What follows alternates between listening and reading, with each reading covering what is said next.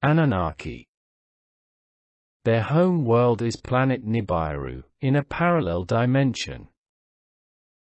The portal they use is located in the Orion Zone, so that is why we associate them with this space quadrant. They come from a double star system, and Nibiru orbits every 4,000 years. The main star is named Imaru, and it is a small brown star host to many worlds. The sixth planet, Nibiru, has 2 satellites and resembles to Terra or Earth, in a higher density. Anunnaki means human-like.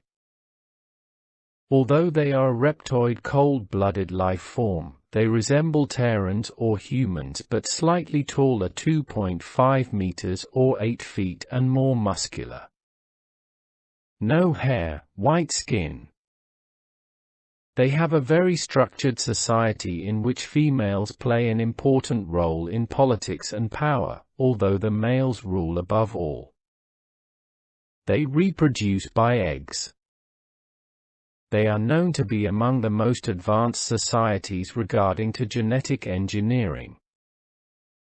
They play a lot with the genetics of conquered worlds and especially with children, trying to create servile hybrids, helping their purposes anywhere in the galaxy.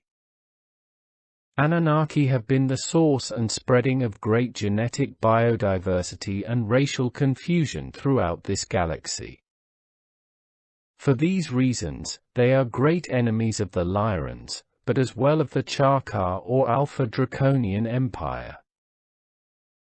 Technologically advanced and well-equipped in warfare, their name is also feared in this galactic sector. There is a legend about them, about their creation. There was a time, a very long time ago, when conflict raged between Ashkara or Sirius B, and the Orion Empire. To resolve this fight, the male sovereign of Ashkara offered to mate with the Orion Queen, and their offsprings were named after the first one. Mix of the 2 races Nibiru divided from 2, they later on took the name of Anunnaki, human-like, given by the Orion reptiloids, as they looked human but only in appearance. Their genetics was predominant reptiloid. They overcame the reptilian race that was in power when they arrived on Terra or Earth and became the new rulers, provoking as well other settled colonies. The reptoids that escaped went underground, and those who couldn't escape were called Ijiji Watchers by the Anunnaki and enslaved for 2,500 years. The Chakar or Draconians had objected to the Anunnaki genetically modifying Terras or Earth's hominids to become more evolved human.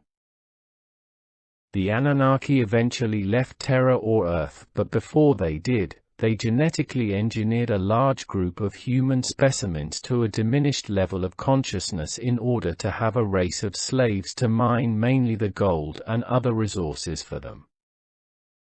They used for a long time one other race, the Calypsiri from Zeta Reticuli, and are now having ties and agreement with the Terran or Earth-based reptilians to share the management of humans. These contracts come in the larger scale agreement with the Draconian and Orion empires regarding on the conquered worlds, slavery, food chain and genetic experimentations. As it is also done on any other conquered world, the Anunnaki left an elite contingent on Terra or Earth in order to control and manipulate, by creating elite human organizations, making the Anunnaki the deep underground hidden part of the military-industrial extraterrestrial complex. They work with, and against the Chakar or Alpha Draconians at the same time for the control of Terra or Earth, which interestingly reveals a breach in the plan.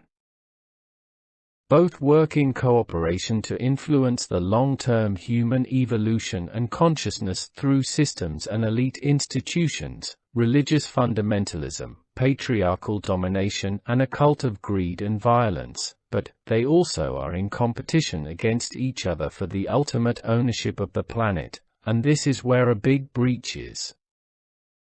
Their ship have a T shape.